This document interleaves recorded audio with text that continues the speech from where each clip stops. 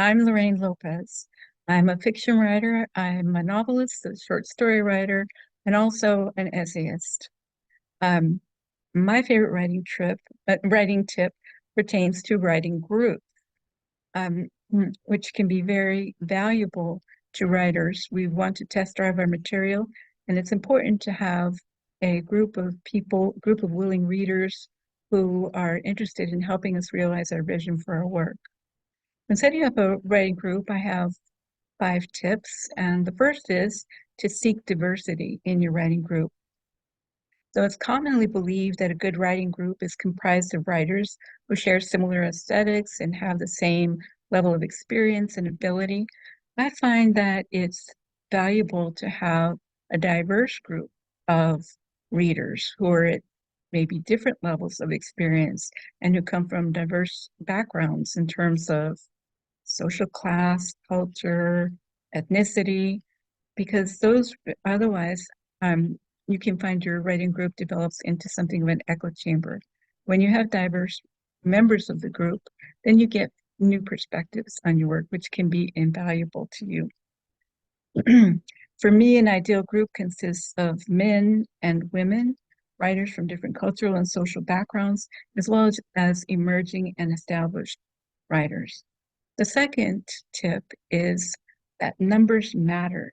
That is, a writing group that is too large can prove unwieldy.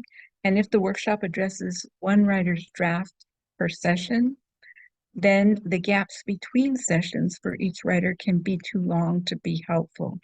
So, on the other hand, a group that is too small with 2 or 3 members is not much of a group. And if if one or more are absent, then the session is derailed. I find that groups of 4 or 5 tend to work best for me. And that's the group I'm currently in has 5 members, and it's working pretty well. The third tip is related to ground rules. When establishing a writing group, it's really helpful to get consensus on guidelines, such as how long the workshop pieces will be.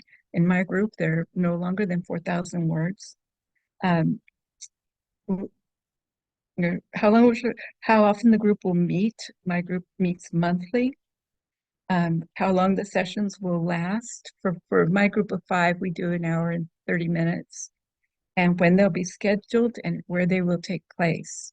For my group, we meet on Zoom because we live in different areas, so it's more convenient for us to meet on Zoom than in person. The next tip pertains to consensus on format and content, and that is of the session itself.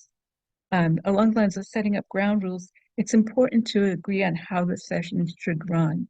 In my group, we begin by first doing a round robin where each of us will talk in turn about what really connects with us in the writer's work. We don't silence the writer, but the writer is usually in a listening mode and will take notes while we're weighing in on what are the strong points or the things that are really working in the manuscript that we're reading. Then we'll go round robin again, usually in the same order, and raising questions about the manuscript, talking about what we'd like to know more about, or mentioning places where the writing was unclear or where we were confused.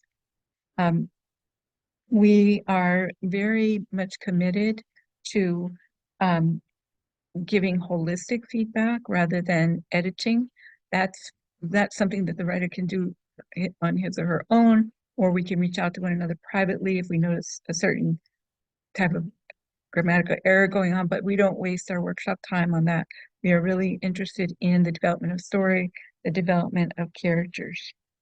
After the second round, the author then steps in to ask questions, getting further clarification, and when the author feels that he or she has gathered what information is needed, we will schedule our next meeting.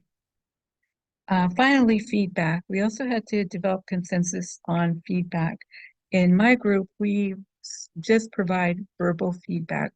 We don't do written feedback, and we give it to one another in our Zoom session. And that has been really a godsend because it can get very time-consuming to compose written feedback. And it's just as effective for the writer to make notes and tape the session if they would like.